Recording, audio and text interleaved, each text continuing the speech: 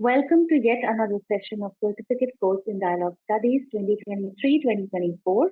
We have the pleasure of having with us today Dr. Krishnaswamy Dara, who will be speaking on democracy, republicanism, and social freedom. Dr. Krishnaswamy Dara is a political scientist and currently an assistant professor in the Department of Political Science at Jamia Millia Islamia, New Delhi. In 2007, he received his doctorate from the Department of Political Science at Jawaharlal Nehru University, New Delhi. The thesis titled The Idea of Minority in Ambedkar's Thought, Equality and Differential Rights was supervised by Professor Valerian Rodrigues and was awarded the Best PhD for 2007 by the Nirman Foundation, India. We welcome you, Dr. Dara, and we would like to inform you that you have 2 hours to conduct the session, which includes a question-answer round as well. And you can conduct the session as and how you like. Over to you. Thank you. Good evening, everyone. I think my voice is audible to all of you here. And I would like to thank the organization, Bezad, and team for inviting me for this lecture and this part of being, and also I'm very happy to be part of this course, which is on democracy, dialogue, and the various dimensions of it. The topic that I'm going to speak today is on democracy, as I titled it, democracy, republicanism, and social freedom. If you have noticed that the topic that I have, the topic of my PhD was on Ambedkar. And I've been thinking along with Ambedkar for a while, for almost a decade now. And when I had in mind the thought of Ambedkar, I had these 3 ideas that are working in his thought. So though directly I'm not going to talk about B.R. Ambedkar and his thought, but one of the one of the reasons behind I've chosen this particular topic is to also to understand Dr. B.R. Ambedkar. So in a sense, you can see my talk as both talk in political theory and the concepts independently of democracy, republicanism, and social freedom. And also, it can also be seen as a thought of Dr. B.R. Ambedkar, the way I like to look at his thought, or trying to reconstruct his thought to these 3 concepts. I have also shared some material with you. I hope some of you have gone through it, or some people might probably still going to that. I think the material is slightly on the tougher side. I don't know how the students here in the this program have dealt with it or have faced with it. But in any case, we will deal with that in the question answer session.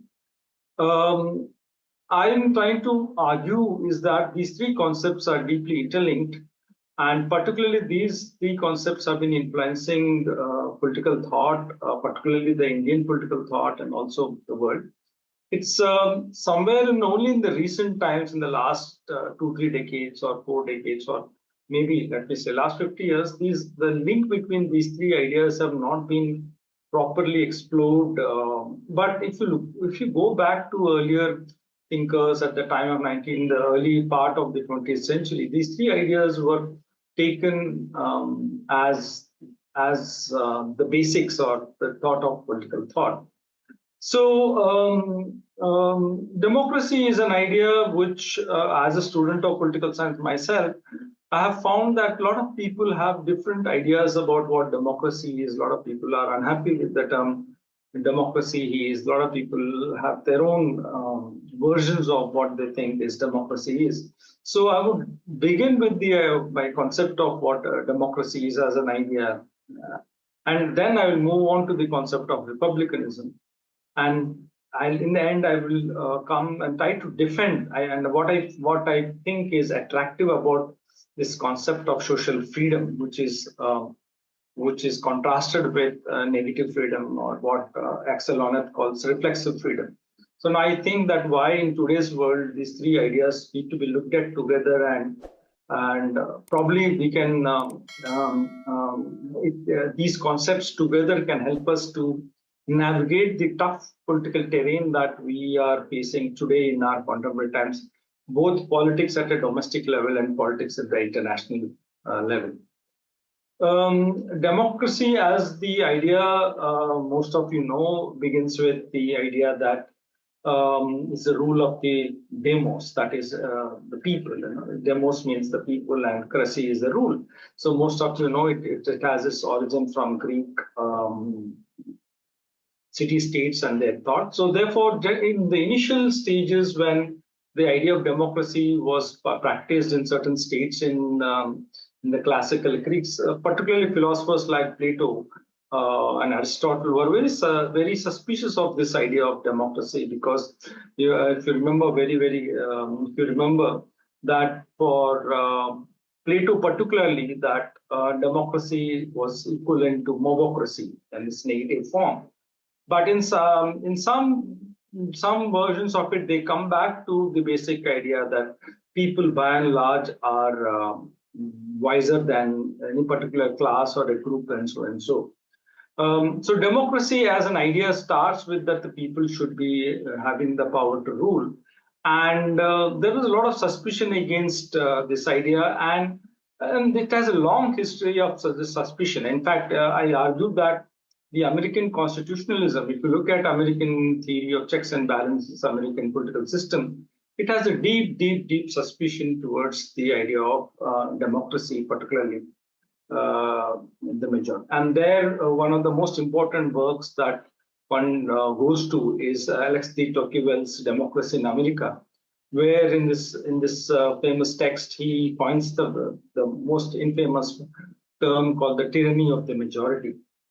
So 200 years back itself, the problem of democracy, and particularly when it is misapplied and misused, or it is abused, it can end up with tyranny of the majority, has been pointed out pretty long time back. And so, but yet the idea of democracy has been a very attractive idea, and it still seems to be a live idea where we still want to rekindle this idea of democracy. A lot of efforts, a lot of efforts, and a lot of work has been taking place in the last 50 years or so to how to make democracy work, and how to make democracy vibrant, how to make democracy more and more fair and justice. So there are a lot of debates which have happened, whether particularly in Plato, democracy for Plato, democracy is opposed to the idea of justice. For example, for Plato, most of you might be knowing that the title of the book Republic is meant for is a word for justice. And you know that for Plato, that if each class performs its specific function, the so-called philosopher class, the so-called the warrior class, and the appetite class, as well as the serf class, if they all perform their function, it's a just society. So this is based on the fundamental assumption that Plato has, that human beings are not made equal. They might have something in common, they might have something of spirituality in between them, but human beings can be clearly classified into different categories. Some are more cerebral in nature, some are more bodily, physical nature, and some are more appetite, they're more desirous in nature.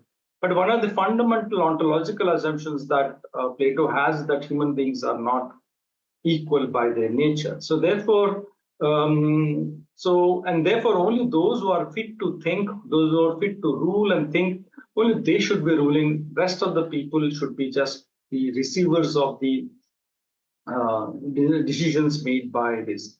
And particularly trying to evaluate the policies made by the philosophers. The lower classes, or the serf class, or the working class has no right to judge the policies or the decisions made by the philosopher class.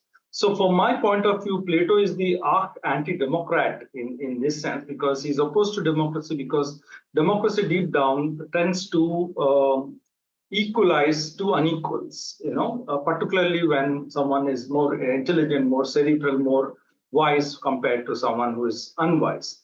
So therefore, Plato being the arch anti-democrat, he opposes democracy to the idea of justice, because if you want justice, you have to be opposed to the principle of democracy, because because democracy might turn into a mobocracy. So it is a very interesting thing. There has been a debate within political philosophy whether is democracy and justice compatible, or is democracy and justice incompatible. I'm one of those who argue that democracy and justice are two sides of the same coin, or I can say that what is democratic is automatically just, and what is just is automatically what is just can be said to be democratic. I make a difference between the term democracy and the polity of democracy called democratic.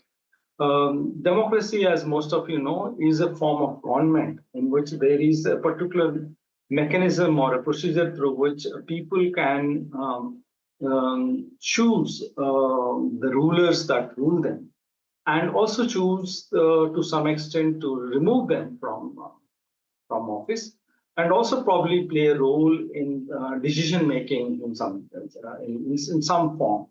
Because in any larger society, particularly larger societies with huge populations, all the people can't be ruling. Only some people can rule, and the larger majority can elect or choose or represent, can choose someone to rule for them. All cannot be simultaneously be ruling and ruled. There are some ideas with internet and technology coming. This can take place, but by and large, we need someone to rule in society, and therefore we have the idea of representative democracy. In representative democracy, we have a certain procedures we follow, and then we elect some people as representative. Representative, as the concept suggests, that they represent our ideas or represent our wills in the forum wherever there is, particularly policy making and to the government. And to this also is the idea of the general will. The concept of general will also means that there is a common will to all human beings. Generally, the politicians or the representatives that people choose are not directly representing your real wills, but the general will, or what is the general will, or what is the rational ideal will that the community has. So therefore, democracy by and large, as it is understood by most of us, is a procedural system where we tend to choose our representatives or the people who rule. But there is also what I differentiate is the quality called democracy. There's a difference between the procedure and there is this difference called the quality. Democracy, or what I call the democraticness of something. Democraticness, one of the two fundamental principles or values of democracy is accountability. Is that means the people who rule us are accountable to the ruled. Another principle is that those who rule have, those who are getting ruled have a say in some form, policies and policies, or at least choosing the people who make the policies. So the two principles are accountability and making a choice. But now the question is, why should there be accountability? Why should the rulers be accountable to the ruled? And this is exactly where Plato is objecting to that the philosopher kings or the people who rule or the ruling class is not accountable to the ruled, because the intelligent class or the ruling class is intelligent or far superior, far intelligent, far knowledgeable than the ruled. Therefore, the people who are ignorant, people who are illiterate, people who don't have the time to think, using the term Rancière, they cannot question the people who can think, who write, and who are philosophers. Therefore, accountability is something that is questioned by Plato. So therefore, in any modern democracy, the principle of accountability is one of the core ideas. So, and to push the argument further, accountability assumes equality. So in that sense, I will only be accountable to you, or you will only be accountable to me only when you assume that I am equal to you. Once we think we are unequal, once we think I am superior or you are superior to me or something, then the person who's superior thinks that he or she is not accountable to the people who are inferior. So to come in a different manner is that to come see at a deeper level is another term for the principle of equality. So the word democracy means when we are treating each other as equal, the particular rulers and the ruled. So the fundamental value of democracy is equality. Only when you assume equality, then you realize the principle of accountability.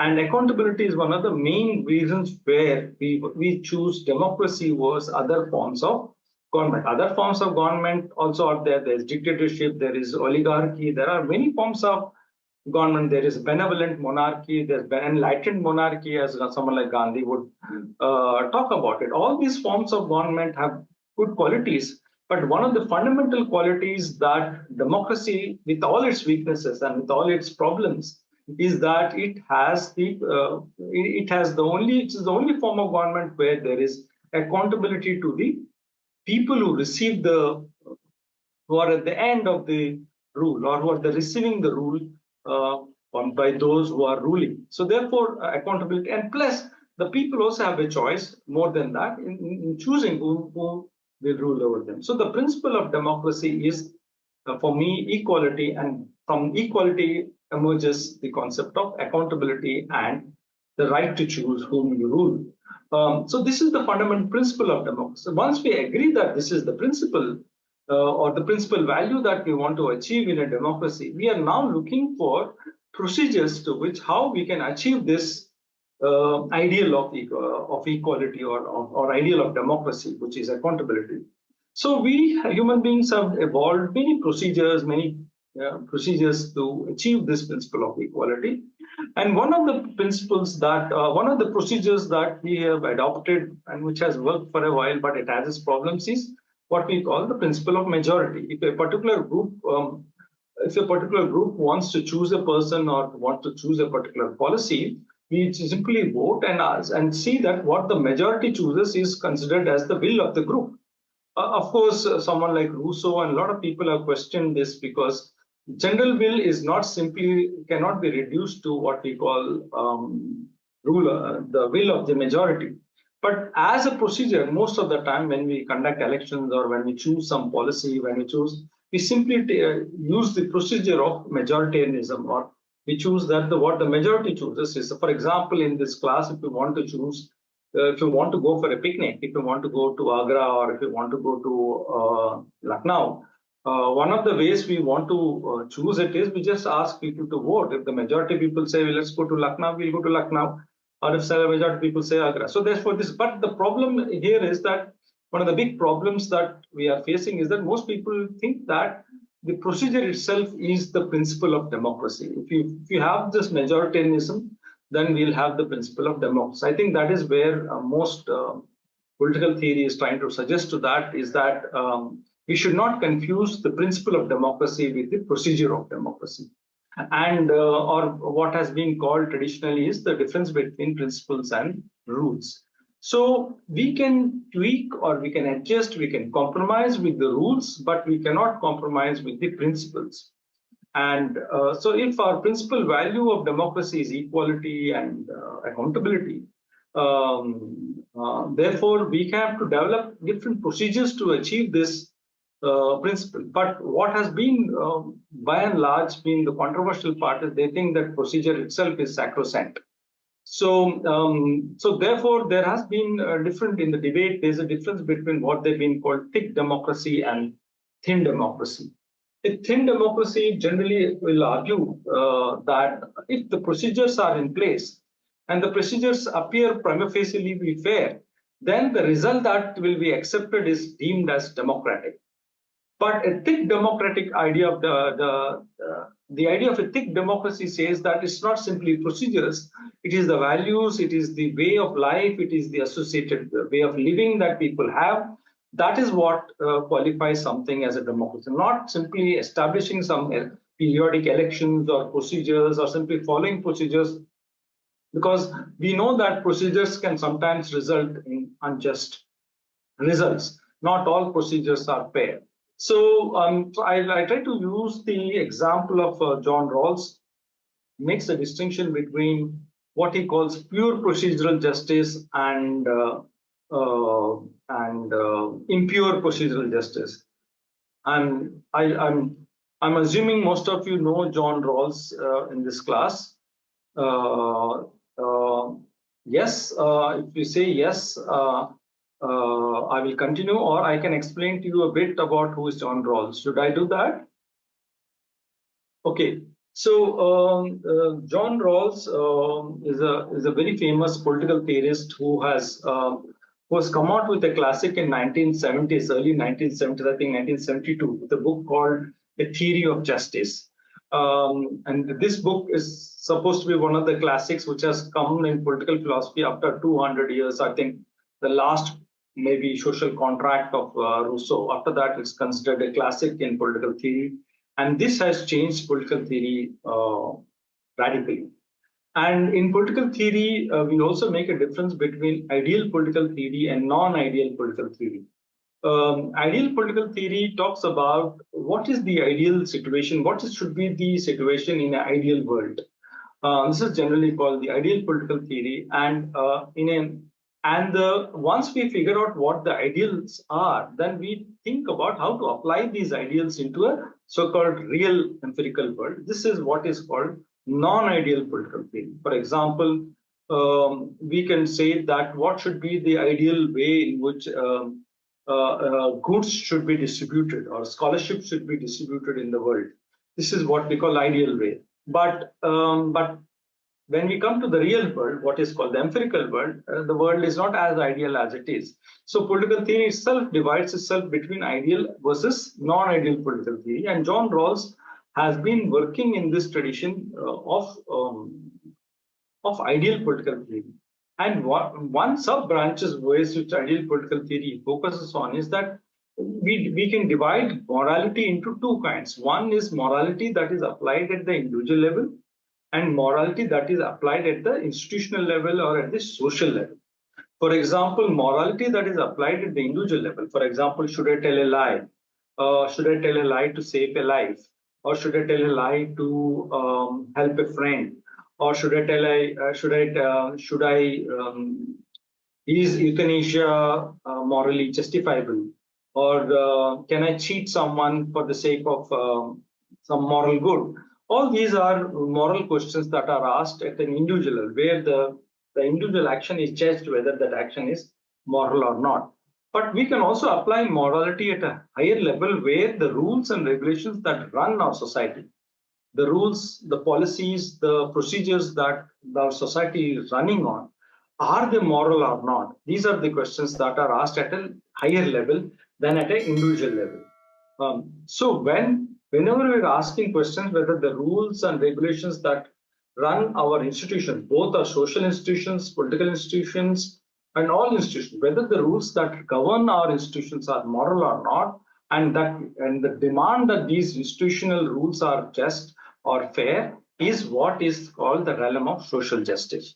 So I repeat, social justice is not simply a concern for the weaker, disadvantaged groups, which is generally assumed as social justice is for those who have been disadvantaged historically or socially or whatever it is. Social justice is the basic argument is that the rules that run our society, both at the particularly at a broader level, they should be moral in nature. So this is and John Rawls has been working on this level where we ask whether the institutions that are run, are they moral? Are the rules that apply to them, are they moral or not? Therefore, in his book Theory of Justice, he argues very famously that he defines society as coming together of individuals for mutual good. So when the mutual good is not happening, when we form a society and all are not mutually benefiting, then that by definition is not a society, it's a bad society, basically. So all the members, we all form any society or a group or a club for our advantage. When we come together and only some groups are benefiting, that by definition is not a society. And therefore, he offers his two principles of justice, that liberty is the first priority, and second is the greatest benefit should go to the least advantage.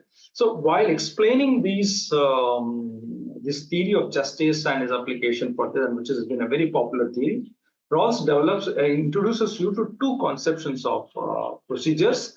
One is what he calls pure procedural justice. Pure procedural justice is where we think that the procedure itself will result, we accept that the result of the procedure itself is just. For example, if we want to decide who should represent a particular group, then we'll vote, and the person with the highest number of votes, we choose as that person as the representative per group. So therefore, we think that the procedure of elections, the majoritarian procedure that we follow, the result of it, we consider it as just. So most of the time, the election processes we have, once we think the procedure is fine, the result we accept is as just. But then if sometimes we know what we want at the end of the, process, or the end of the procedure or the product. Sometimes we know what is there. For example, we know that in elections, for example, in India, for example, if you put normal, simple, plain elections, there's a good chance that the male men members have an advantage. Voters tend to vote to men compared to women, because we know that in our society there is gender bias, and there is a particular assumptions about women being not as assertive, or not as women lack the leadership qualities. So these are the assumptions we have.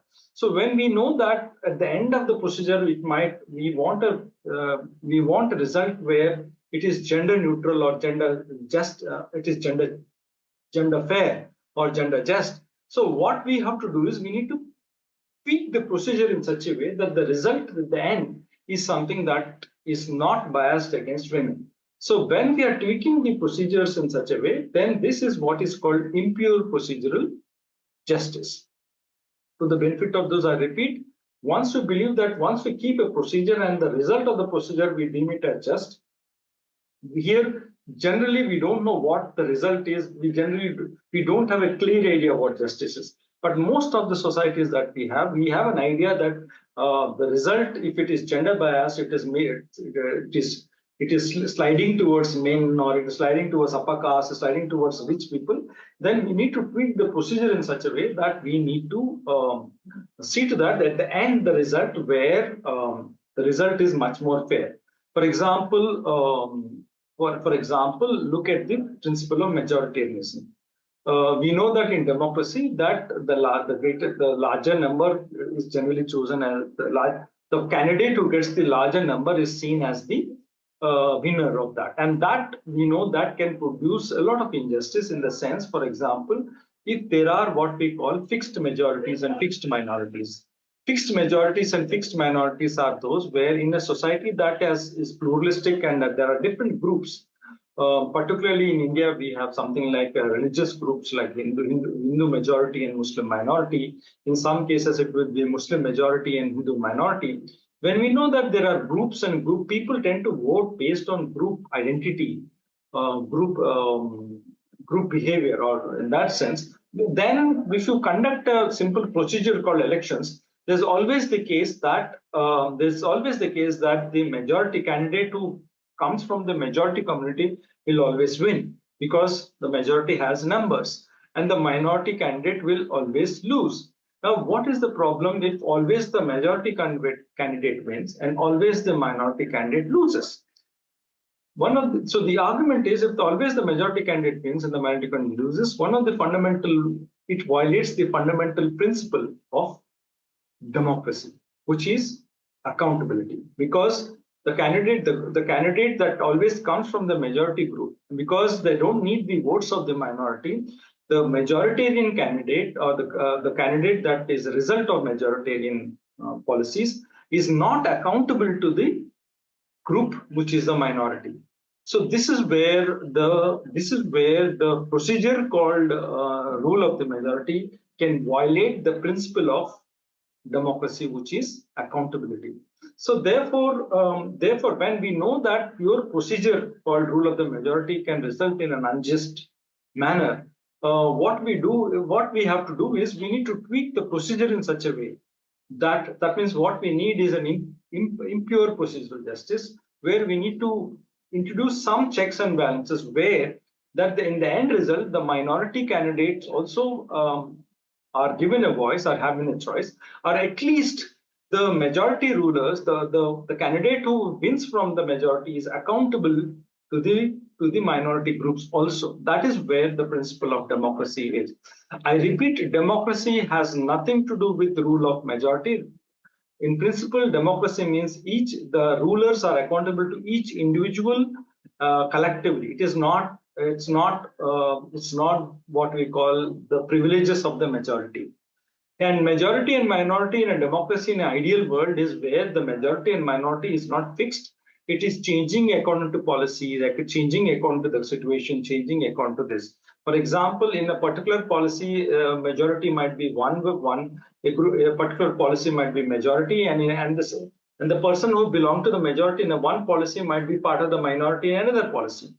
For example, should we have, for example, if we ask the question, should we have unbridled, unlimited internet freedom, where you can go to any website, speak anything on. So some people might say, majority might say, yes, internet should not be controlled by the government or restricted by the government. We can have unlimited freedom, at least on internet, online, we should have no government interference. So the person who might be part of the majority in this, and a lot of people might do that.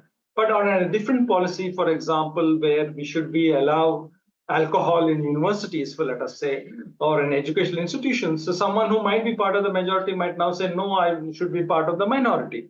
So therefore, based on the policy, based on the moral situation, the majority and minority keep shifting.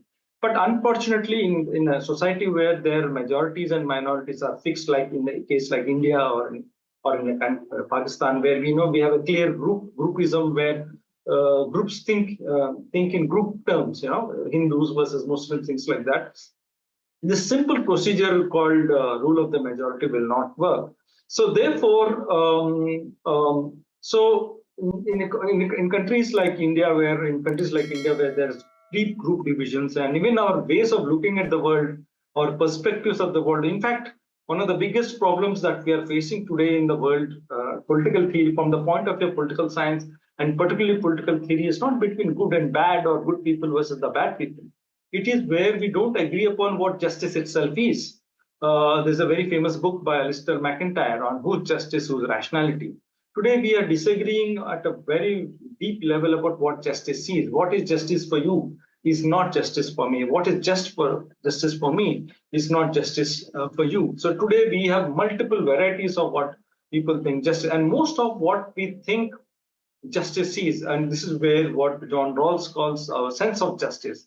Our sense of justice is deeply shaped by our upbringing, our cultural belongings, our geographical belongings. This shapes our sense of justice. What we think is right and what we think is wrong also is shaped by culture. And in that kind of an environment, if we simply apply the principle of majority rule, the person who gets the majority will win, it will produce cravings. Therefore, we need to tweak the procedures in such a way, and therefore, and see to that at the end, always the majority is not winning, and therefore see to that the principle of accountability is realized in some ways. Therefore, I have to repeat, we can compromise procedures for the principle called democracy, but we can't compromise the principle democracy for the sake of procedures. This has been the argument, and therefore for this sometimes we need to also differentiate between thin democracy. Now, I explained this to explain the difference between thick democracy and thin democracy, because thin democracy simply believes that if you establish these procedures of elections every 5 years,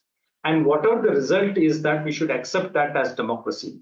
But what thick democracy is trying to argue, someone like John Dewey or Ambedkar, and a lot of people have been arguing that democracy is much more than simply conducting elections, conducting procedures, and so on. So democracy is a way of life. If we don't have equality in our day-to-day life, if we don't experience equality in our day-to-day life, if we don't experience equality in our schools, if we don't experience equality in our universities, we don't experience equality in our family, and suddenly to talk about equality, talk about rights, talk about democracy at a higher level is bound to fail. So this is what the people who have been arguing for thick democracy have been saying. is that democracy has to be way of life. We have to inculcate the principle of democracy, which again, I repeat, to the point of boredom, is that the principle of equality is another name for democracy. So to be democratic is to practice the principle of equality, both in our lives personally, at an institutional level, at a social level. So that is broadly what I would call the principle of democracy, which is the principle of. And so when we say something is democratic, it means it is closer to achieving the value of equality, and which again I say is that equality assumes one of the ways in which we achieve equality is be accountable. I repeat again is that I will say that I'm accountable to you only when I say I'm equal to you, or when I accept you as equal to me. If I don't think you are equal to me, I will say I'm not answerable to you. This is what patriarchy, for example, is. A patriarchy, the man is not answerable to the wife because he thinks that the woman is not intelligent enough to the man. So therefore, I'm not answerable. So therefore, in that sense, it's undemocratic, in which if there is a purely democratic family, then the husband is answerable to the wife and wife is equally answerable to the husband. Therefore, and both the parents are also answerable to the children, as children are answerable to this thing. So therefore, that accountability is one of the values. And therefore, we can call that the principle of democracy is something that we have to teach to our kids at a much younger age. And we don't teach accountability, we don't teach equality at a younger age, and suddenly we want the democracy to succeed at a higher level will not work. So this is broadly my idea of democracy. The basic, I'll come back to it once it's done. Now, linked to this idea of equality and democracy is also the idea of what has been called the Republican tradition of this thing. And for a lot of thinkers, the Republicanism and democracy are compatible values rather than opposed values. Of course, if you look at historically, most Republicans are not necessarily who believed in the procedure of democracy. They might be defending, famously, the republicanism of Machiavelli. Machiavelli is a Republican. He defends republicanism, but he's not a big fan of democracy as an idea.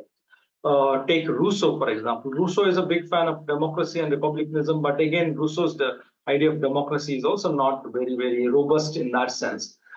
Take Immanuel Kant again. Immanuel Kant is also very strongly Republican, but again, not democracy. So therefore, you can be a Republican without defending democracy. That is, the principle of accountability and the principle of equality is not necessarily accepted in republicanism. So historically, but increasingly today, with the work of Philip Pettit, I shared an article with you. Philip Pettit, Quentin Skinner. These people are working on to revive the idea of republicanism. So let me again start with the basics of the idea. Republican ideals generally we tend to, at least in the Western world, start with the Roman Empire, and the term republic comes from the word res publica. Res means things that belong to public. This is where someone like Machiavelli is tracing his idea from, because he's a big fan of Roman political rule, and he's trying to cull out the principles from that, and that he does it in his book, The Prince. So one of the basic things that republicanism is talking about is that they want to avoid arbitrariness in politics.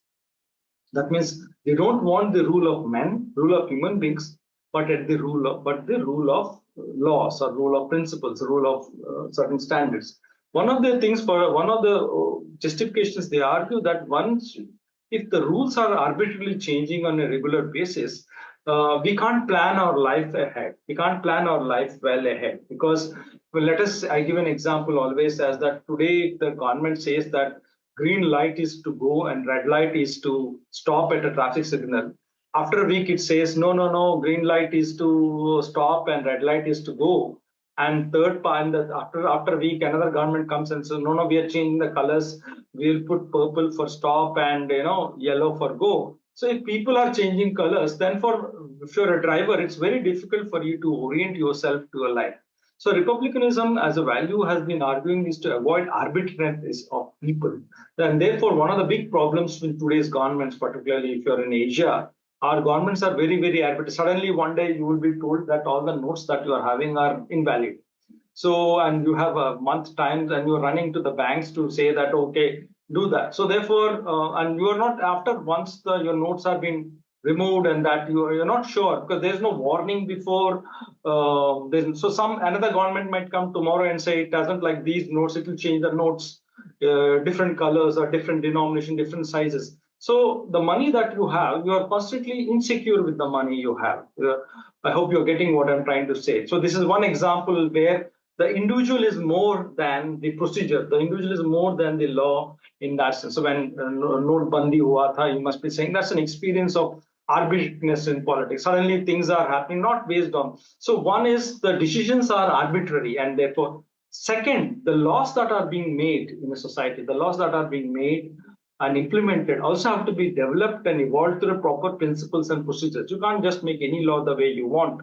So, for example, again, this law, Citizenship Amendment Act, or which now is this thing. For example, this law, which was most of you might be knowing, 2 years back in 2019, the government brings in a law trying to suddenly declare that only people who are from countries like Afghanistan, Pakistan, or Bangladesh, only people from certain religions can come in, but people of certain religion are not allowed to come in. And the argument they gave is because these people are not persecuted in those countries. The law before that was that the government of the day, the law was anyone who seeks refuge in this country, no matter what religion is, anyone who seeks refuge in the country or any group that is prosecuted outside India can seek refuge in India, and the government of the day will determine whether that particular group needs the refugee status or not.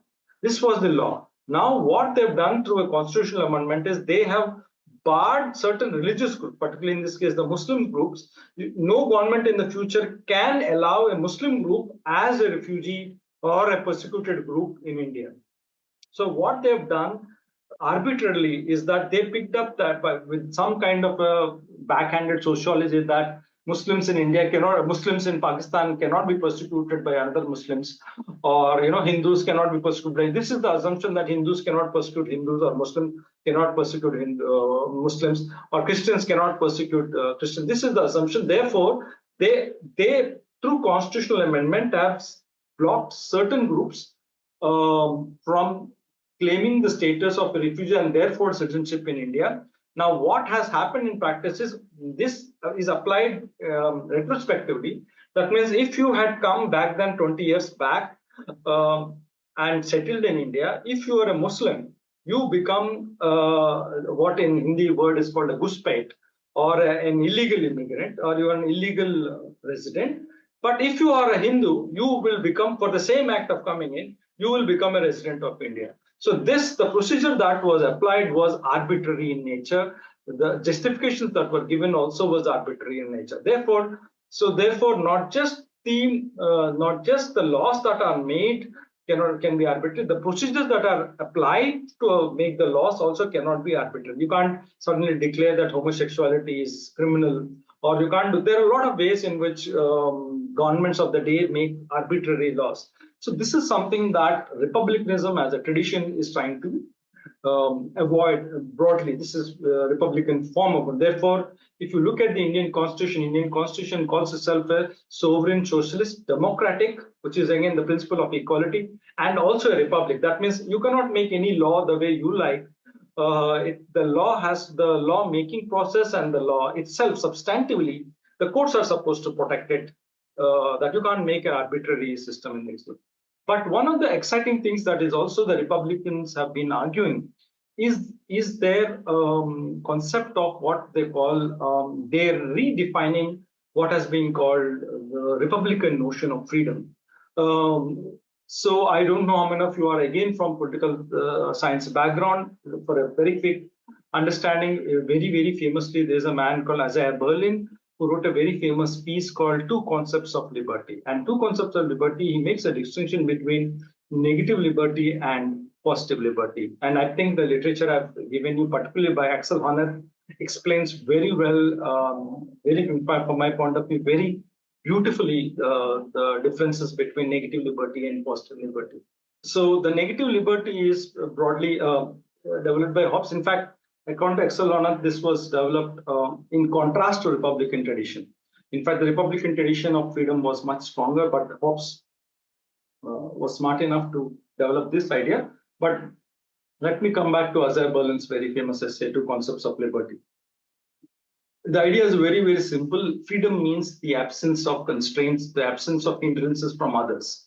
So if I'm moving, if I'm going somewhere and someone has come and interfered with my movement, let us say I'm traveling to a place and someone comes and stops me from going to that particular place, then this hindrance is called an external hindrance. Once I have no hindrances like this, no external constraints, and I'm able to move freely, then I am considered free according to this negative concept of liberty. Very famous groups that defend this absolute concept of negative liberty are called libertarians. There's a very famous libertarian called Robert Nozick. Libertarian. I don't know if you are from literature background, if you have read popular novels. I don't know if you know Ayn Rand, Clash Shrugged, or she is also big defenders of negative liberty. That means freedom for Isaiah Berlin means that freedom is to, when someone is coming to stop me, not letting me move, or some hindrances are there, the police comes and to remove that hindrances, the removal of that hindrance, that is why it's negative liberty. That something has to be minused in that situation. For that, I have to be free. And with this comes the idea also of what we call the minimalist state. A minimalist state is the state will only interfere in my life where someone else, that is an external impediment, someone has blocked the road or someone is stopping me from going somewhere, someone is doing something that is blocking me to exercise my freedom. The state's job is to come and remove those external constraints. And Isaiah Berlin, his very famous essay, categorizes two kinds. Another, this opposite, what's also called the positive freedom. Positive freedom is the freedom where instead of trying to remove some hindrances that I have in my exercise of my living, something has to be added to the situation. Something has to be included into the situation where I enjoy my freedom. So therefore, there are two different ideas of freedom that are working within negative and positive, what we call negative and positive liberty. Generally, if you are a libertarian, that what we call the extreme right, you only justify negative liberty, but not positive liberty. In this very famous essay, Isaiah Berlin opposes positive liberty because for most people don't know that Isaiah Berlin was born in Russia. At a younger age, he saw the Russian Revolution, and he knows that what people can do in the name of positive freedom. People can interfere in your life. People can come and interfere in your life in the name of making you more free. For example, a hardcore theological state, for example, a theological state might believe that you're truly free when you accept God or when you accept certain religion or do certain practices. So they will say that whether you personally accept the God or not, we will force you to accept God, because only if you are truly only if you are believe in God, you can be truly be free. So therefore, this idea, the history of this idea of positive liberty, again, Axel Honneth is arguing, comes from the idea of self-mastery. This idea is that the way I define, if you go back to Aristotle in his Politics, he defines who is a master and who is a slave. A master is one who doesn't need another one to master, to tell him what to do. A slave is one, according to Aristotle, who needs someone else to tell them what to do. This is a very simple definition, but it has a very powerful effect on all of us. So that means a person, so for Aristotle, someone is born a master. They don't need to be told what to do. And therefore, for example, for women, slaves, and some particular classes, they need a man. They need a man to tell them what to do. So women can't decide for themselves. Only a man has to tell them what to do. So therefore, there is something in the nature of women that they can't, decide for themselves. So that means they can't be self-mastered. So therefore, for example, they will give examples from the self-mastery tradition later on would be, take for example, an alcoholic. An alcoholic is free to do whatever he wants, but he's free to do whatever he wants. But can we really call him free when that he doesn't want to drink? I think most of you know that who is an alcoholic. Alcoholic is not someone who just drinks alcohol. But by definition, an alcoholic doesn't want to drink, but he can't stop himself from drinking. That means it's a condition where he loses control over himself or herself. So therefore, this idea of freedom is that just being lacking absence of constraints is not important. What will you do with your freedom? This is also the tradition after which Rousseau and Kant come from. For example, Kant very, very famously says that what if you are free without any constraints? Can you be really considered free? For example, I decide myself to get up every day in the morning and go for a jog. But in the early in the morning, I feel that I'll start day after tomorrow. I'll start day after. So every day I feel guilty of not going for a jog. And every day, this is, by the way, this is in the Greek language called akrasia. Akrasia is the Greek term for weakness of will. Weakness of will it's a very interesting puzzle for philosophers, because if I'm 100% convinced, I'm sure that getting up early in the morning and doing a jog for at least 1 hour or half an hour is good for my health. What makes me not do it? What makes me if I have doubt whether jogging is not good for you, then I can see that why I'm not going for it.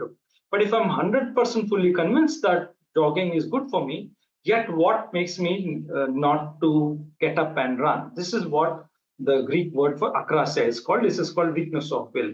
So therefore, according to this Rousseau and Kantian tradition, freedom is one where it's not the lack of rules or lack of constraints or lack of limitations you have on this, but freedom for them is what is the source of the rules more than lack of the rules. A person who has no rules cannot be considered. A person who is not following any procedures or any ethics is not considered a free person, but one who has rules and regulations, but the source of the rules are important. There, the rules have to come from within. The rules that come from within, and then I'm guided by those rules. That is what Kant calls morality. Morality is the rules that I accept, the rules that come from within, that I develop, that I follow. Then I am considered moral and therefore free. But when the rules and regulations come from outside, from others, from outside, this is what he calls heteronomous status. When the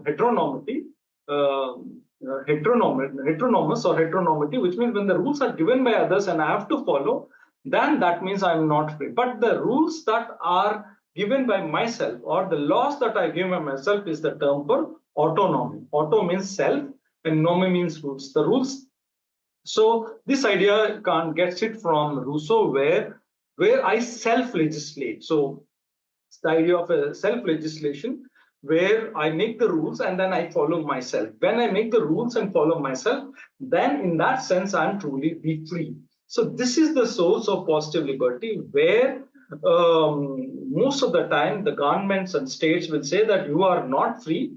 When you will only be free when you are forced to follow certain rules, when you follow the rules that you follow. And therefore, if you are not having any rules, the government will come and force you to follow certain rules. For example, they will force you to accept communism, they will force you to accept whatever it is without your consent. Therefore, they think, and this is the other idea of positive liberty. And based on this, as Berlin says, this is very, very dangerous, because society can interfere in your life in your own good.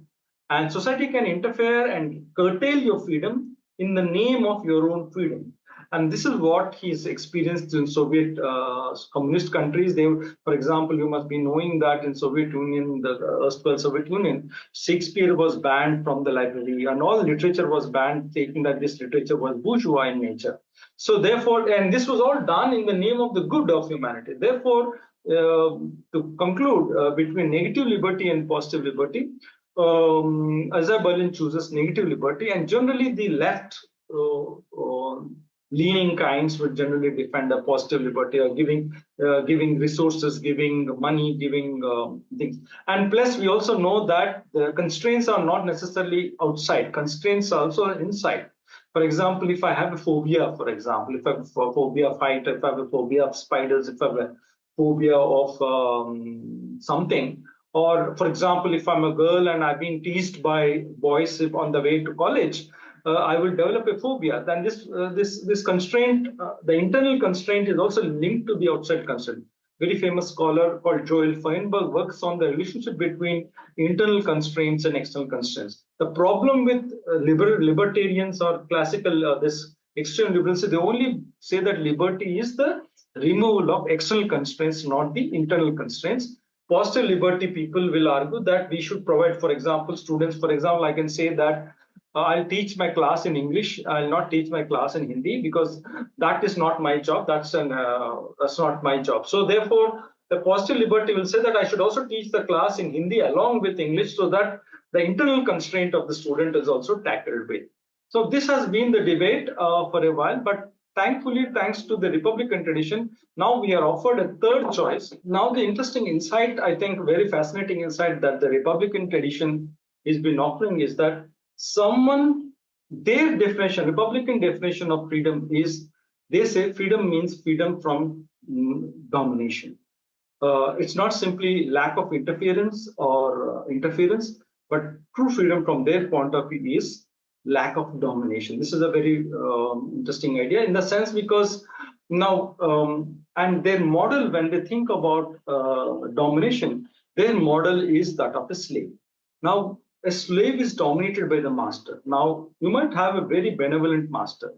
The master might be very good or very nice and extremely caring to the slave.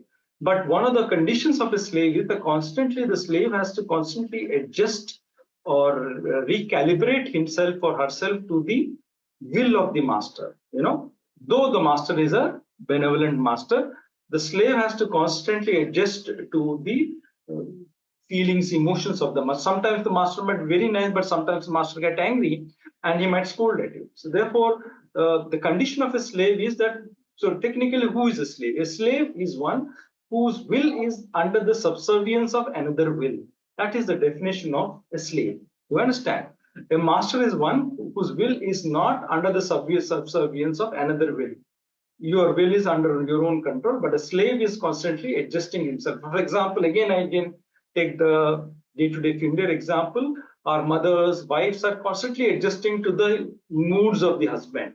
So in that sense, the husband might be a very nice guy, very good guy, whatever it is, but still the relationship is that of domination where the wife has to constantly adjust herself to the will of the so-called husband in that. So in that sense, patriarchy is also not simply a cute one, but it's a question of domination. The man is dominating the woman, not because the man is a bad guy, but the very system allows that her emotions, moods, and wills are constantly at the receiving end of what the master, the husband in that sense. Therefore, patriarchy in that sense is not simply an unfair system of women, it's also a way of domination and things like that. So this is first thing. The definition of freedom is freedom means lack of domination. There is no domination in the relationship. Now, and plus apart from this idea of freedom, they also add with one insight, criticizing both negative and positive liberty, is that you can be dominated without interfering in your life. People can dominate you without interfering in your life. That means they control the environment in which you are in, but they don't interfere in your life. This is the biggest weaknesses of negative liberty. The problem with negative liberty is that if there is no interference, you are free, right? But the problem is someone can still dominate your life without interfering in your life. This is an interesting idea, particularly boycotting someone. I always take this example that let us say in a colony, mostly in Indian colonies, let us say there's one Muslim family in a largely Hindu-dominated colony. And now no one is interfering in their life, no one is going into their life. But let us say this Muslim family sets up a shop or sets up a small business, but no one is buying from them, no one is interacting with them. So no one is buying. So what will happen over a period of time? They will be forced to vacate from that place because they can't do business. If they have to survive, they need some this thing. So this is where, without interfering with someone's life, you can dominate someone. And this is what the Republican notion of freedom is. And this is very fascinating for us because increasingly the problem with this classical liberals or the elite liberals that we have is all they check. Even the problem with our courts also, when you go to a case court case that you're being discriminated or you've been dominated, all that court checks is whether is there interaction between you or there's interference with you. And if there's no interference, then you are free. No one, for example, take media, for example. Media, for example, no one is forcing you to watch any TV. You can switch off the TV if you don't like to. But then the media is dominated by rich corporate interests with a lot of ideology that the minute you switch on a TV, you're sucked by an ideology today. Today, you switch on a TV, you don't get news. You get an ideology. You have been asked to go one side or the other side. So therefore, in a sense, less like the market, you don't have a choice except to buy their products, or you don't have a choice except to listen to what information they're giving. That is the condition of domination. So the Republican notion of freedom is opposed to not just negative liberty as lack of interference or some resources being given, but the individual's environment should not be controlled. And that is what they mean by Republican notion of freedom, that is freedom from non-domination. And therefore, this is very, very important for us to understand that today, the way capitalism works, today, the way in which patriarchy works, today, patriarchy has been always working, the way it works or global media works, it's all on the principle of they are not trying to necessarily interfere in your life directly, but indirectly they interfere in your life, and they're dominating what you know, what you should know, what you should not know, how you feel. Even your emotions are kindled by media. Like the minute you switch, a classic example, Arnab Goswami, the minute you switch on TV, your blood boils, right? Because that sense of fairness, you think it's unfair, so your blood boils. And so they're also shaping, they're also controlling your affective realm. Your emotions are also constantly getting shaped by this. So therefore, and then they are saying that you don't need to switch on the TV, or if you go to education institution, the courses they give you, you have to accept them or not. Or in politics, for example, again, you are given a choice between BJP and Congress and so, and you have to choose one of them. So that's also a situation of the experience that we are having is the feeling of dominated, where the choices are illusory choices, the choices are bad choices, the choices are not really true choices you have. And that is what is the condition of them. Therefore, I think this idea of Republican idea of freedom is something we need to think, just not get what our Shashi Tharoors of the world will talk about, just interference, or either there is interference or lack of interference, or more. Sometimes people can dominate you by giving you positive, more resources. So we are giving you this scholarship, we are giving you this money, so you should listen to us. So sometimes interference in the name of subsidies, people can even control. If you want this subsidy, you have to do this to us. So therefore, instead of trying to talk of negative and positive, one of the fundamental things that we are also asking is that freedom is the lack of domination. In that sense, I hope I have explained it as clearly as possible. Now I will come to this last one, which is I think very, very important in our this thing between negative liberty and positive liberty. And the third version is what we call Republican notion of liberty. The new option that we are particularly getting inspired by the philosophy of Hegel, and developed very nicely by Axel Honneth in his book, which I've shared, is the principle of social freedom. Social freedom also has some link with the idea of democracy, our idea of justice, and also our idea of non-domination. But one of the fundamental things that today we are facing, particularly with this individualism that liberalism has promoted, is I am free until others don't. Others let me do what others should let me do, whatever I want. So it's also called my choice. Example is Deepika Padukone in one of her advertisements says, "This is my choice," So the opposite to this choice is that this is what Benjamin Constant calls the liberty of the ancients with the liberty of the moderns, where I am free. Particularly we moderns, our subjectivity is that unless I am not interfering in my life, I'm allowed to do whatever I want. I should be allowed to do whatever I want. Others should not interfere in my life. And this is the dominant idea of freedom that most of us have. My privacy, the way I dress up, the way I look, the way I read, everywhere. Others have no right to tell us. Others can advise us, but others seriously could not interfere with us. Opposed to this extreme individuality that today we are facing is the opposite group, which is called the communitarian group, where they say that that the individual has to sacrifice himself or herself for the sake of the larger good of the society and community and so and so.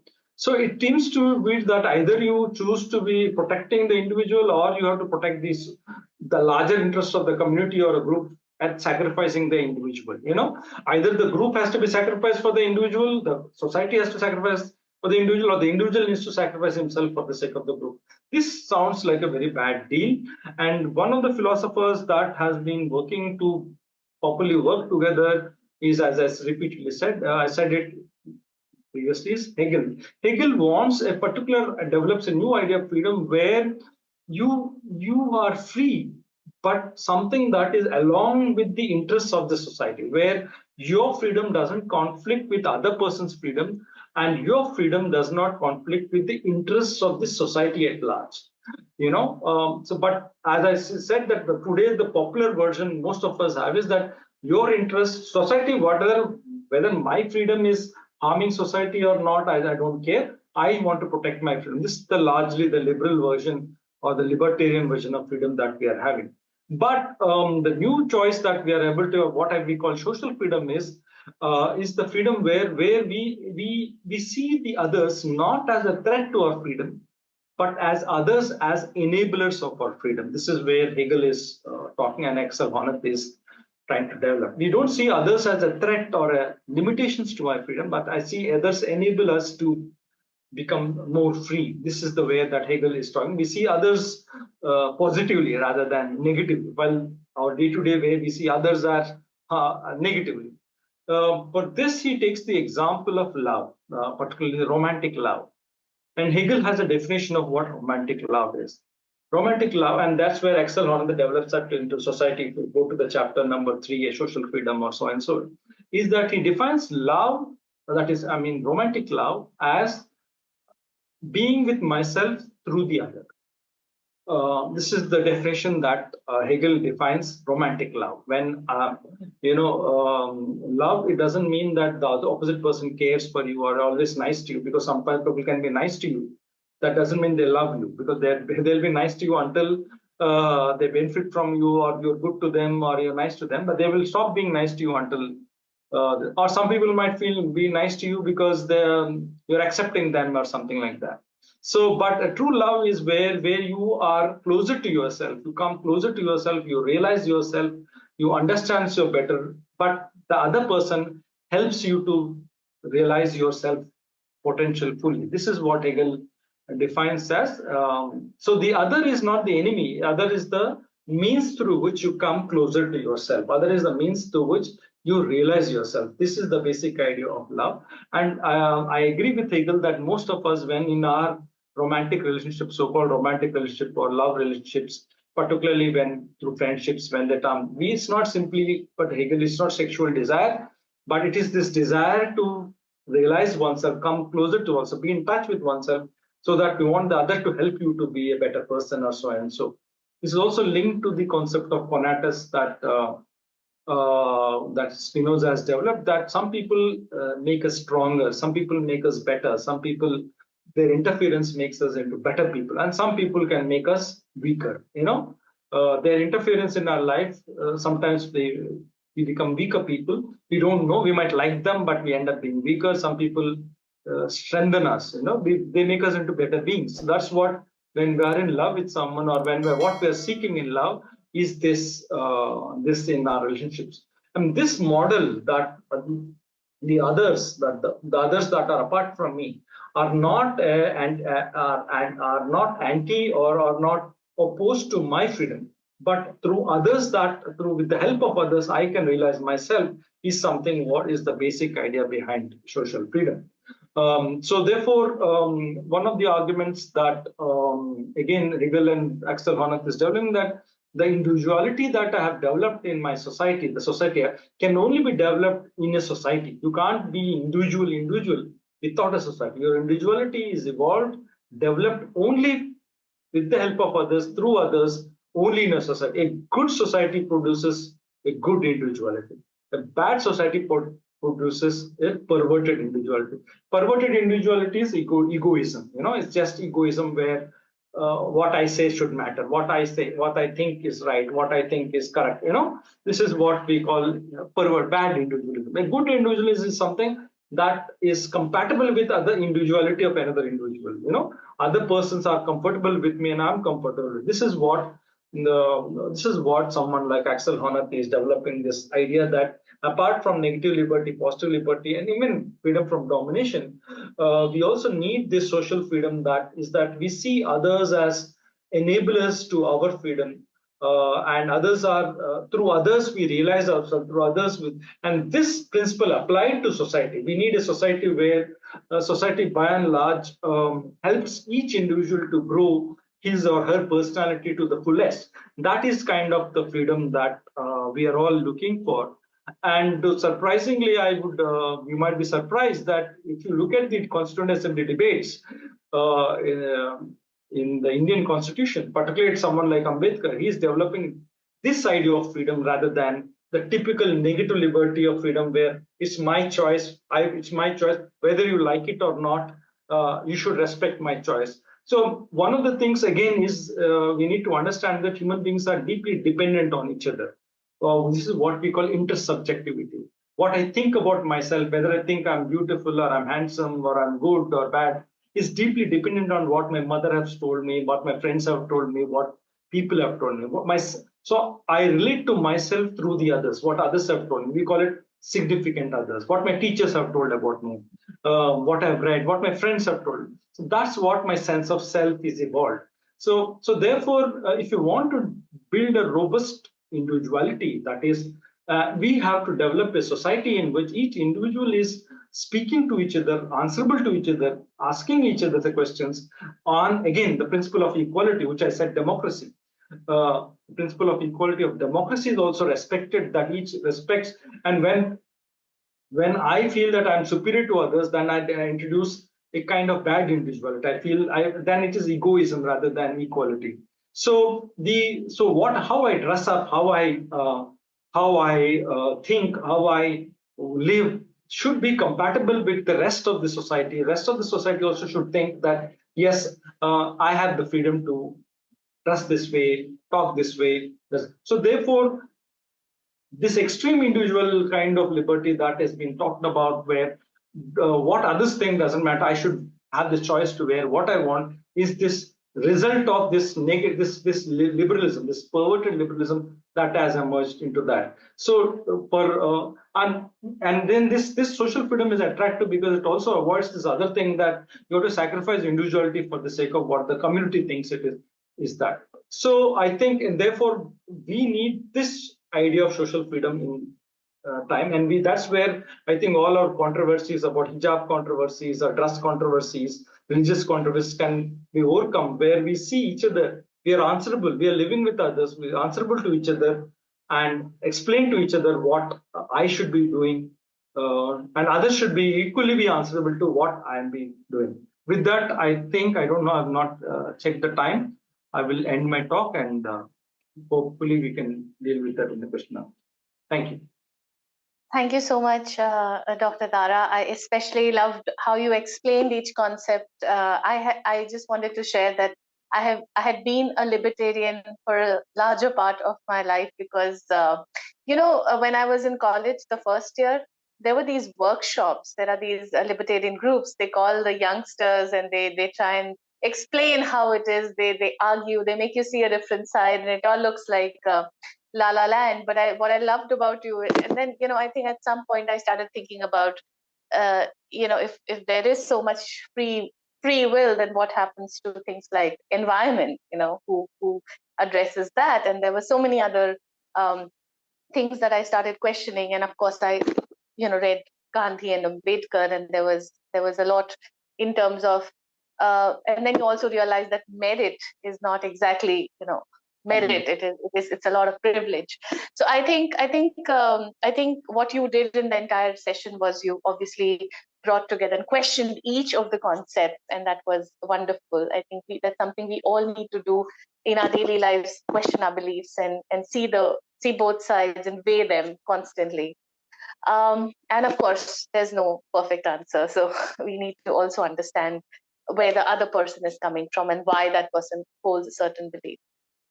So yeah, the floor is open for questions. Let's us. Was such an invigorating session. I'm sure all of you have comments or questions. So please raise your hands. Before anyone asks me a question, I would want to say that historically speaking, and evolutionarily speaking, the negative liberty is also important. It's not that it's not important, because absence of interference, because the societies has been evolved, particularly at least in the Western societies, there was too much interference in life, particularly J.S. Mill, who was credited with it.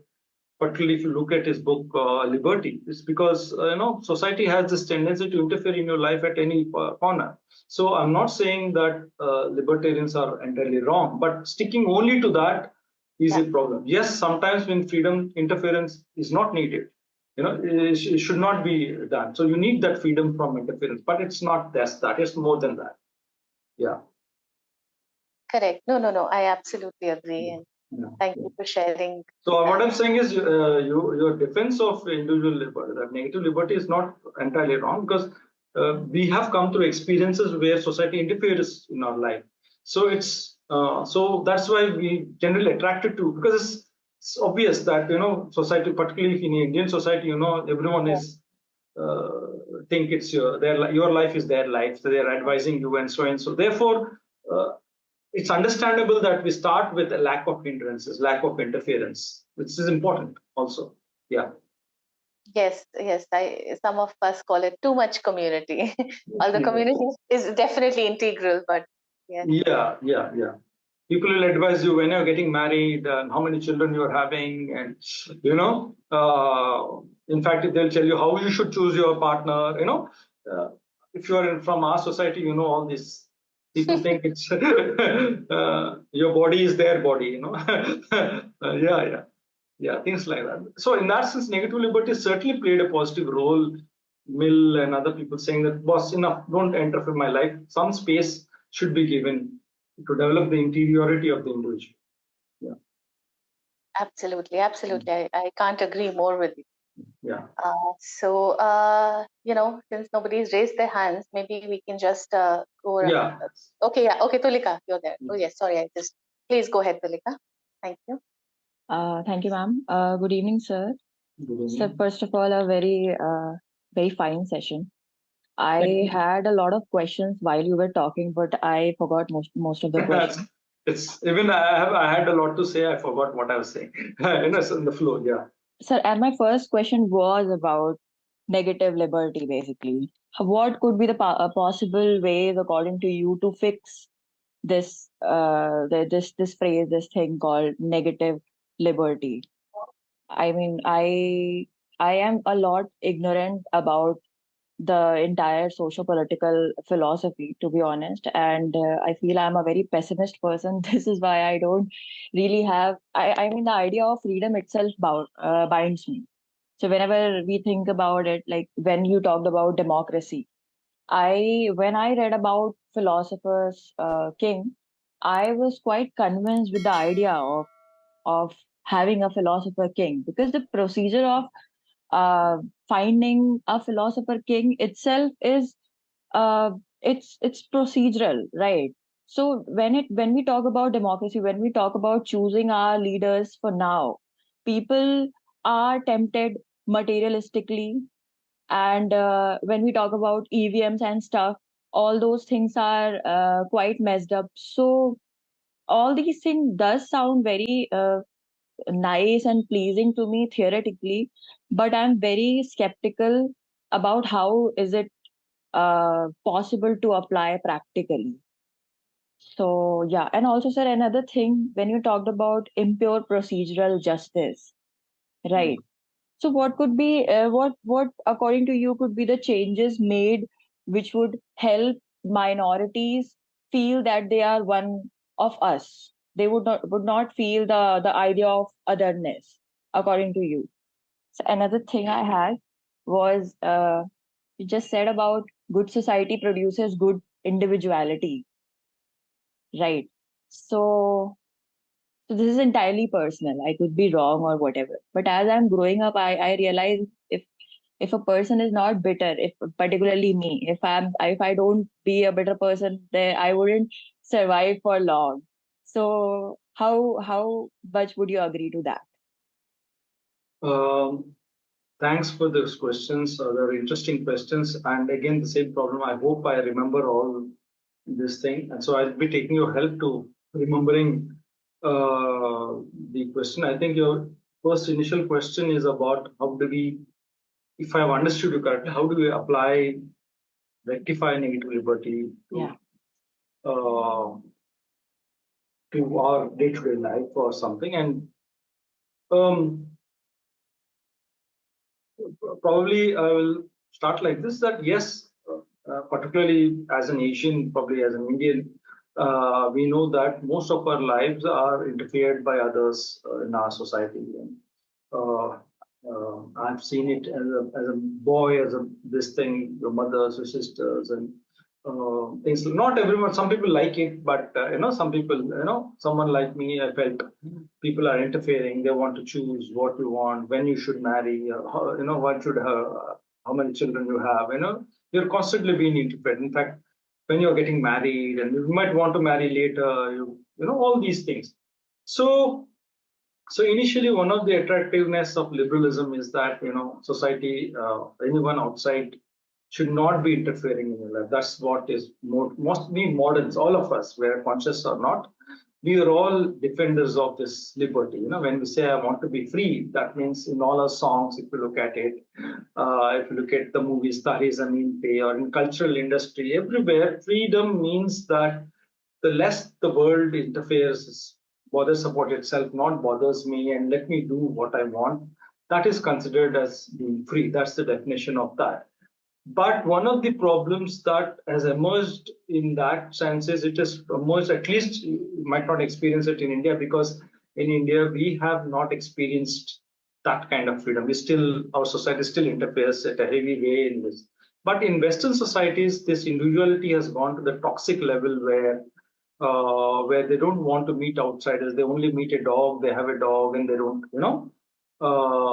things like that. And particularly where this goes on to such an extent where people have argued that I should be making the choices I want to make, my sexual choices.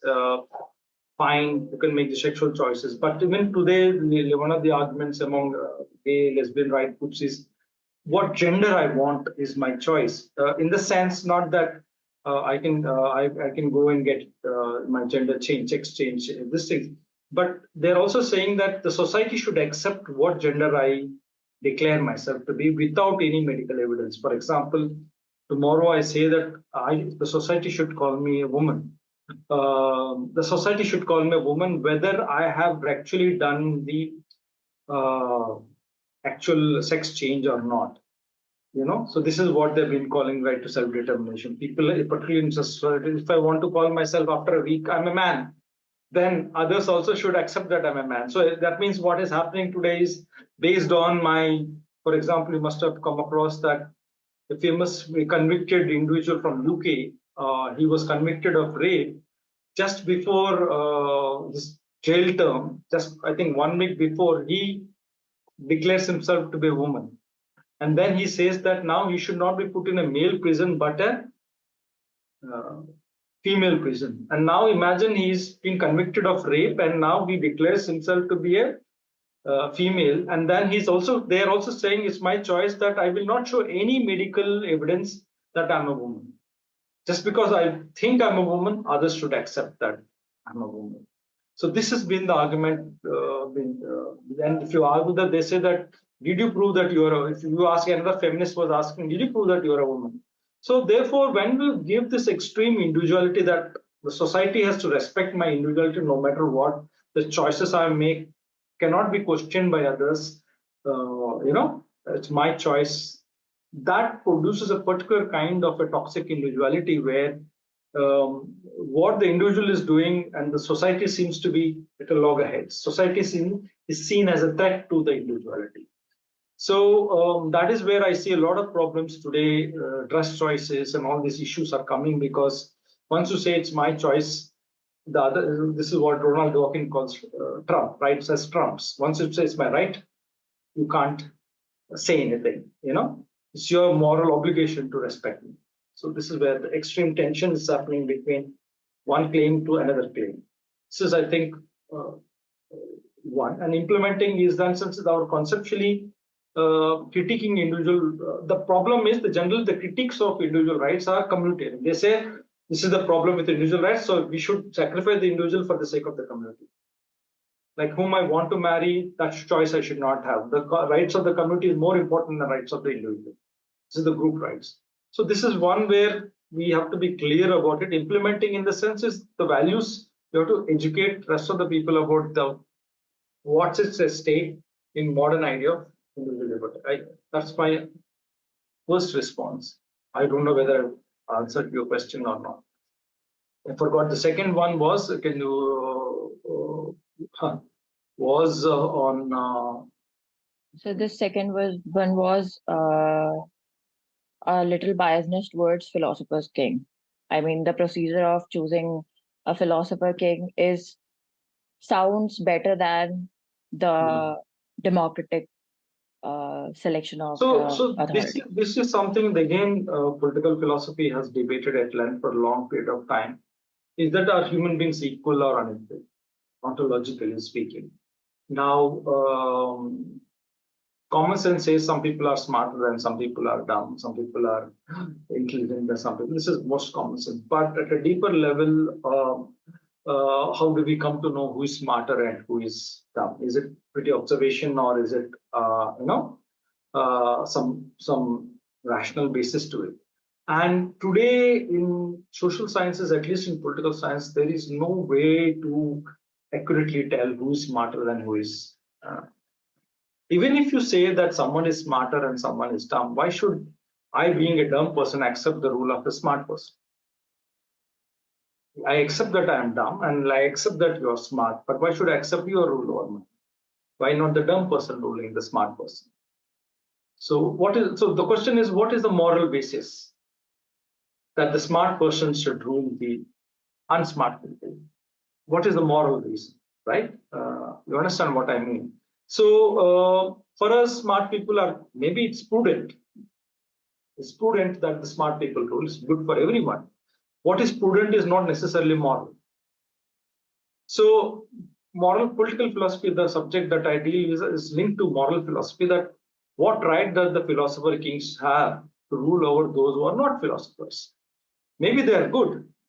Look at the British. What did the British say? We rule better than you are ruled. Our colonial rule is better than your rule. What did the Indians say? Your rule might be good, but we want self-rule. It's not that the Indian, one of the arguments was that, but by and large, you can't convince the Britishers that their rule was inefficient, so and so, apart from the drain theory. Indian argument was, we want self-rule, we don't want good rule. So that is the same case with Plato. Why should the philosophers do that? And most of the procedures, and by and large, all the procedures have not ensured that the so-called philosophers, intelligent people, end up being the rulers. Just simple example is Donald Trump. Donald Trump, by any stretch of imagination, is not a smart, intelligent man in that sense that he might be a smart, what we call a street smart guy, but not the smart guy to run society. So therefore, I think, yes, it looks prima facie that the smart people can run the country well, but sometimes they harm equality and other values at a deeper level that immediately they might have some rewards or titillating, but in the end you will end up with deep social melees we are going to have. That is the second my response, if I've again understood your question correctly. And the third one was, again, I forgot, please help me. So third one was about impure procedural justice. Yeah. The way you explained was very, very nice. And what are your ideas, according to you, could be the methods that... what could be done to make the minority feel secure? I think that's the line. There are two things. The way you phrased it, like, why should the majority do something to make the minority feel secure? The problem with that is that it seems like the minority is feeling irrationally, something like that. It's like it's just a feeling. No, it's not that. The system is fundamentally rigged to the advantage of the majority. So what the minority feels insecure is not some feeling they have. It's a real experience of lack of powerlessness that the minority are facing. So it's not simply some nice gestures like Modi ji does, hi, hi. It's not that. We need to make the system just. Only when the system is just, I will feel the system is just. It's not about minority or majority. It's deep down, we have to make the system democratic, accountable, and just. It is not some kind of a make some group feel nice. It's like, if I want to make a woman as a man feel nice, it's not about giving flowers or assuring something. I have to make fundamentally the relationship equal. I have to make fundamentally the relationship substantively equal. And then when I feel that the woman, it's not that I make her feel or she makes me feel, it's that we know that we are in an egalitarian field. You will only feel insecure because fundamentally there is no equality at play. So therefore, democracy again has been misunderstood, is not entitlement of the majority. Democracy is for everyone every citizen in India is equally entitled for democracy and answerability. The problem with these procedures is it only favors the majority, particularly communal majorities. In that case, we have to retweak the procedures where, for example, we can increase the weight of the minority vote. For example, let us say there are 100 people in the classroom. And let us say that out of this 100, 70 people are boys and 30 people are girls. Now, here is a clear cut, girls are minority. Now, what you can do is we can have many procedures. Now, we know that if we allow simple, pure procedural justice, the boys will always have a say. Sometimes, in some situations, boys and girls are mixed. They don't differentiate themselves as boys and girls, then the voting will be more fairer. But what if in that you have come to experience that the boys are ganging up against the girls? If we know that boys are ganging up against the girls, and you are aware of it, then we have to tweak the procedure and say, no, simply majority will not count. So therefore, the minority will have a veto right. The minority will have a veto right. This is one suggestion which can be given. Or we say we count for each boy's vote, we count 2 times the girl's vote. We increase the weight of the girl's weight, so that in the end, the boys don't have a free hand. That means we say that for every girl's vote, if it is 30, we say we make 1.5 the weight of the vote. Then in that case, again, so we want in the end that the boys and the girls are not unfairly discriminated. So we need to increase the weight of the minority vote. This could be another procedure. This was the big debate in the constitution. No. In democracy, simple procedure. This was where the debate. For Jinnah and Ambedkar are saying, no, we need special protections. Any demand for special protection, special weight was seen as minoritism, as bad as majoritarianism. No, it's not the same. So in that sense, systems, wherever it is, systems have to be just, systems have to be fair. That's the only way in which, how do we make a woman secure in our society? Men, it's not being nice to women. We make the system gender just in that sense. Thank you. So, yeah. I'm just trying to ensure that others also again, fairness, less time. So Poonam, I see that you're out, so maybe you have questions. Yeah. Good evening, sir. Good evening, everyone. Yes. My question is first of all, thank you very much for this insightful session. I really enjoyed throughout. And my question is related to last part of your lecture, like social freedom. In your lecture, you stated that idea of individuality is shaped by our idea as an individual is shaped by society. And then why there is conflict between as an individual and as a society. And second is also like sort of extension of this, like as a human, like when we have same kind of core desire to feel like safe, to feel we belong somewhere, like sense of belonging, then what is the root cause of like from where this conflict arise? Thank you. Can you repeat the last conflict between? Like conflict between group and between people, or between like individual and society. Because what has happened, thanks for that question. What has happened is, particularly in political theory, political sciences, they are asked to make a choice. Either choose the individual or choose a group. If we choose the group, we have to choose, sacrifice the individual. And then reaction was, for a long period of time, the group identity was more important than the individual. Historically, as we evolved, because groups were group loyalty was very, very important from, to look at anthropologically. Then as societies became more and more civilized and complex, the idea of individuality slowly evolved. That individual, with the work of Mill and so on, it's a modern idea of freedom. But then today we are facing is that choose between a group or an individual. Some communitarian groups, some groups will say sacrifice the individual for the sake of the group. And some people will say, forget the group, we should sacrifice a group for the sake of the individual. Only a good individuality. But this is producing, this has got this tension based on, for example, in India, for example, Gandhianism is one group versus the individual. Gandhi is opposed to this individual. In particularly his son wanted to marry a Muslim girl. He refused to. He didn't accept that. His son wanted to do a course. He did not accept that course. He said, no, you cannot do that.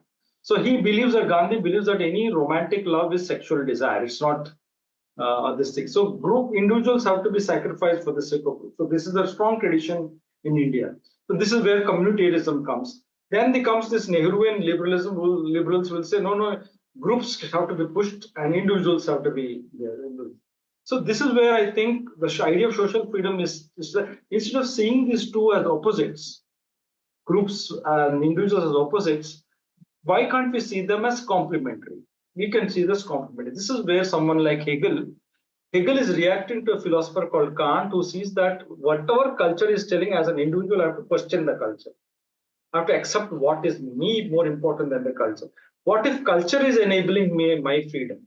So therefore, Hegel wants to see that all opposites, instead of this thing, he can see that they can work in such a way. But you can't simply say, come on, agree.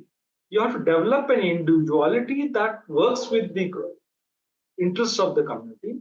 And we also have to evolve a community that does not threaten the individuality of the individual. And for Hegel, this is possible when we question certain practices in the society with universal laws, universal values. So certain practice, like take for example, there's a practice of dowry in India, dowry, the Dahej system, Tata is there. Now we have to use some universal criteria to criticize that system. Why? Because only generally, I think to my knowledge, only the women's side gives the Dahej to the boys' side, which is the fundamental violation of equality. So therefore, practices that are against universal values of equality has to be removed. So when we remove practices that are like that, then we have true equality, and then we develop true individuality in that sense. So all practices, if you're a woman, you should wash utensils, or if you're a woman, you should produce children. So all these kinds of social pressures on the woman's body and women produces a bad individual. So therefore, some things that the society has to transform itself, because only good individuals make good society. So, and a good society can produce good individuals. So therefore, we shouldn't push extreme individuality or extreme this thing, and both has to be worked dialectically, each helping each other in such a way that we critique both the individual. So that's one of the job I'm doing. I'm critiquing a particular version of liberty which says I don't care what society thinks, which is a problem. And I'm also critiquing a group identity which says we don't care what individuals think, communities. Both have a problem, and therefore we need to develop a system where both work together. We have time for one or maybe two questions if Dr. Dara has time. But yeah, so I have a feeling that things take time to get into. yes. Yeah, I think one should respect that and let them. Yes, and I think for a lot of them, a lot of these concepts are also.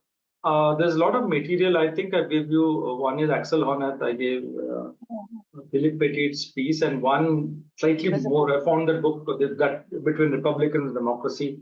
They're already assuming a lot of basics and so in that. So probably if anyone has any questions or anything after you have read, you can mail me or something. I will try to respond to you because it's fair to be fair. It takes time for So, thank you so much, Dr. Dara. It was a pleasure. Thanks a lot for inviting me to both Bezad and you. Yeah. It was really enlightening. I'm sure there's a lot that the students are taking back, a lot of learnings, a lot of questionings and introspection. And at least I know for myself, I am taking back a lot, and will be reflecting more for the next 1 week, I think, on everything that. Thanks for those encouraging words. Yes, thanks a lot. Thank you once again. Okay, bye. See you all again some other time. See you.